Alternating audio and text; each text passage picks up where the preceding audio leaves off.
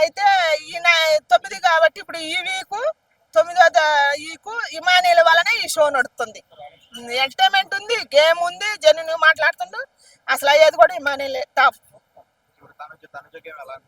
తనుజకేమో బాగానే ఉంటది, కిటి కిటికి ఉంటది. అంటే అందరిని మేనిపులేట్ చేస్తుంది కదా, తన చేతిలో గ్రిప్ లో పట్టుకున్నట్టు రూల్ చేసినట్టు చేస్తుంది కదా. మేనపెట్టలేదు, దాన్ని పొందలేదులే కానీ పాపం బన్నీ గారిని ఇబ్బంది పెడుతుంది. ఎక్కువ ఆమెతోటే ఉండాలా. ఇప్పుడు దివ్య గారు వచ్చింది, మంచి పిల్ల. ఆ పిల్ల ఆమెతోటే ఉండాలి, ఏమతోటి ఉండకూడదు అని చెప్తుంది.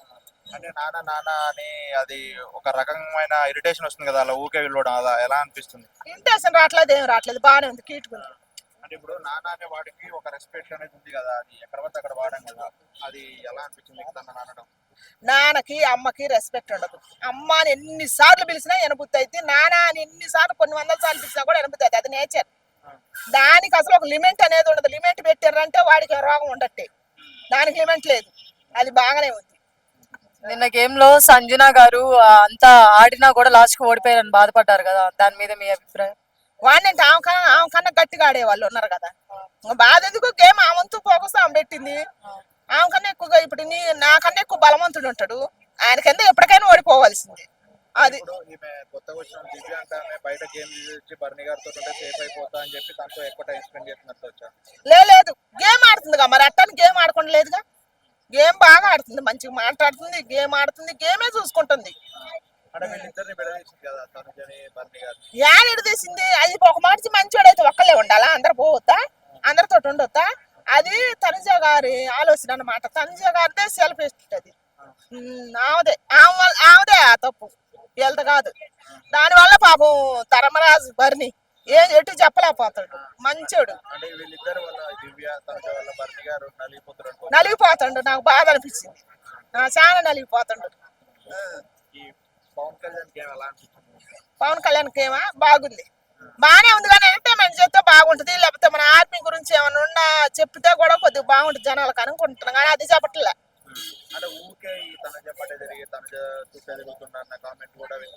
ఊకే తిరిగితే బాగుండేది, కానీ తిరగలేదు.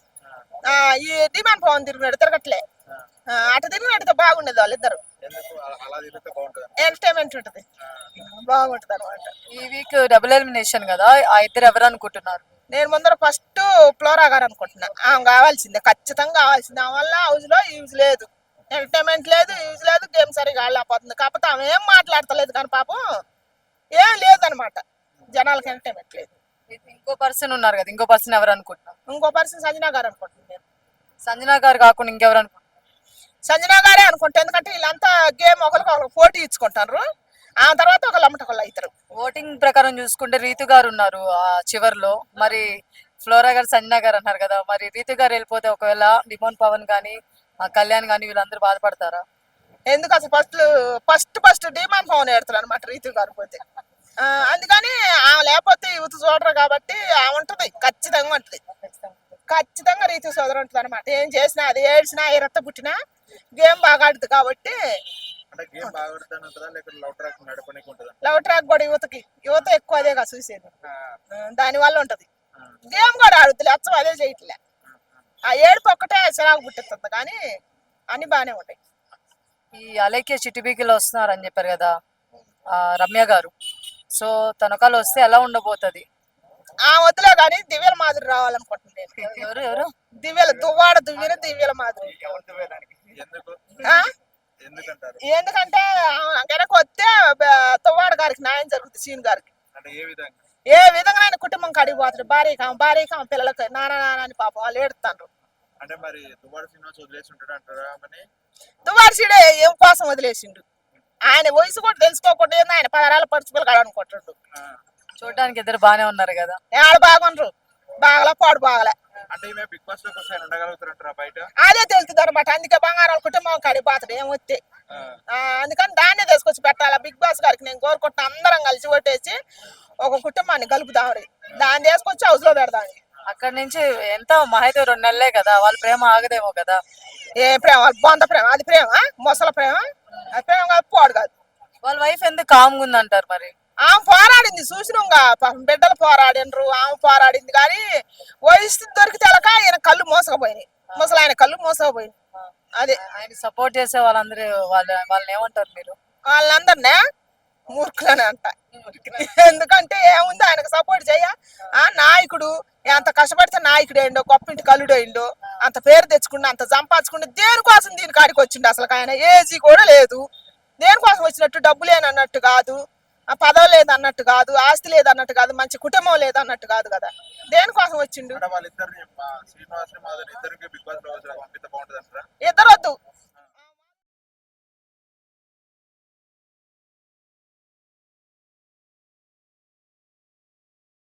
అనుకుంటారు కదా లోపల యాడ వాళ్ళని కూడా పెళ్లి చేసుకో వయసు వాళ్ళు ఏమంటలేదు కానీ ఇవాళ ఇడిపోతున్నారు. ఈ ముసలి వాళ్ళు ఎన్నాళ్ళు ఉంటారు? అవునమ్మా, ఈ మధ్య ఎక్కడ చూసినా డివోర్స్ లో వస్తున్నాయి కదా. డివోర్స్ అని ఎందుకు అవుతున్నాయి అంటారు? కొంతమంది అయితే పెళ్లి చేసుకోవడానికి కూడా భయపడుతున్నారు. డివోర్స్లు వస్తున్నాయి అంటే ఇండివిజువల్ బతుకులు కావాలని సత్తారుగా. ఇంక మొగుడు ఒకదాన్ని ఉంచుకుంటుండే, పిల్లాన్ని ఒకటి ఉంచుకుంటుంది. అట్టటి వాళ్ళే మరి ఇప్పుడు సంపి రమ్మలలో పెట్టేది. ఆ ఆ అట్ట శిరసాగం పెళ్లి చేసుకోండి భయపడుతున్నారు చాలా మంది, పెళ్లి కూడా చేసుకోవట్లేదు. పెళ్లి దయచేసి యూతుకు నేను చెబుతున్నా, అమ్మాయిలకు కానీ అబ్బాయిలకు కానీ ఆలోచించి చేసుకోండి. పెళ్లి జీవితాంతం ఉండేటట్టు అయితేనే చేసుకోండి. మీరు మధ్యలో చచ్చేటట్టు అయితే చేసుకోకండి.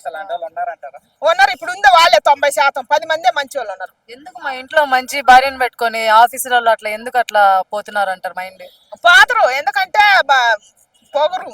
ఇప్పుడు ఇంట్లో మంచి మొగుడు పెట్టుకొని భార్య పోట్లే, ఇది పోయినట్టు వాడు పోతాడు. అది ఎందుకు పోతున్నారు అంటే వీళ్ళకి నచ్చట్లేదు అంట. ఎందుకంటే ఇంట్లో తిరగట్లేదు, మొగడు పోయి బయట ఇనుము కొడతాడు వాడు. ఇది అంతే, ఇంట్లో చేయలేదు అది బయటికి పోతుంది. ఆ దాంట్లో ఉన్న ఉపయోగం ఏమి లేదు. ఫస్ట్ మన సాగంటి కోటేశ్వరరావు గారు చెప్పిండు, బెల్లంతో చేసినా అదే, పంచదారతో చేసినా తీపి ఒకటేనని చెప్పిండు. కానీ వీళ్ళకి తెలియని విషయం ఏంటంటే కొత్త కోరుకుంటారు. కొత్త ఏముండదు. ఇద్దరు కలిసి ఒక 10 రోజులు ఉంటే ఆ కొత్తదనం ఏందో తెలుస్తుంది అనమాట. 10 రోజుల తర్వాత మళ్ళీ ఇంకొకరిని పట్టుకుంటారా? ఈడొక దాన్ని పట్టుకుంటాడు, వాడొక దాన్ని పట్టుకుంటాడు, అది ఒకరిని ఈ పట్టుకుంటాడు. నిజం ఇచ్చుకునే తెలియడం లేదు. ఇది అసలు శాస్త్రం కాదనమాట.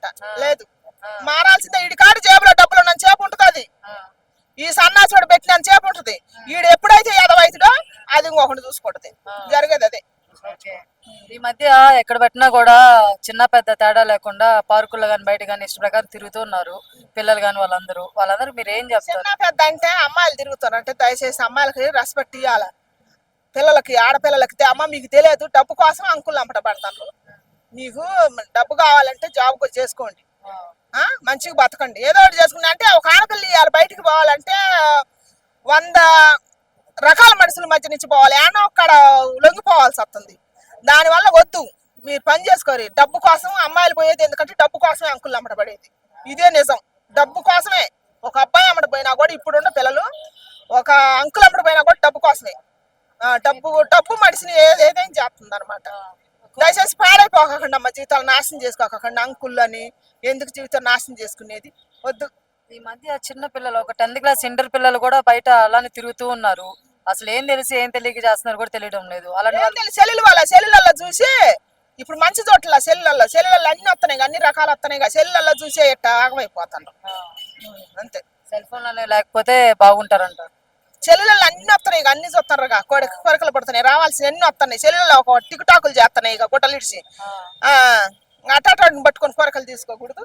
మంచి ఆటను పట్టుకొని వీళ్ళ జీవితం నాశనం చేసుకోవటం, వాళ్ళ జీవితం నాశనం చేసుకోవటం. చెల్లెళ్ళకు కొన్ని వస్తున్నాయి.